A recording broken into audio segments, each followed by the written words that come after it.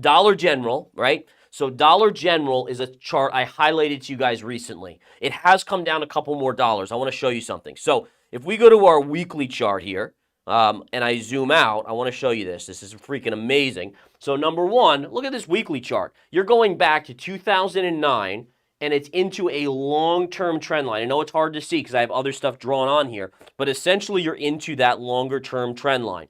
Now, what I want to show you here is really cool. So if we go back to our daily chart, and this is, again, using measured moves, and maybe today's highlight is measured moves. Okay, if we look at measured moves and we look at the recent drops in Dollar General, what do we find? Well, if we take the high from here and the drop down to the low here, it was a drop of $67.69.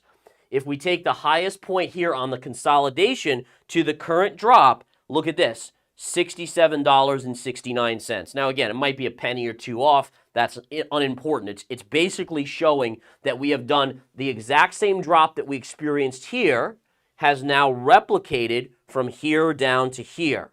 And again, does this make it a great trade? No, it doesn't, frankly. But is it potentially increasing the probabilities of a win?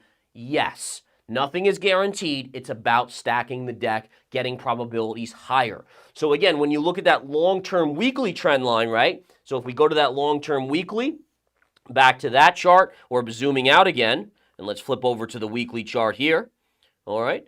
So we go to this, right? So here's your long-term weekly, and you have a line like that and a measured move. What do we know? We start stacking factors, and factors increase probability. Just the nature of it. Now, do two factors like this guarantee a win? No. But again, does it mean that probabilities of a bounce are probably in the 70% range? Yeah, probably.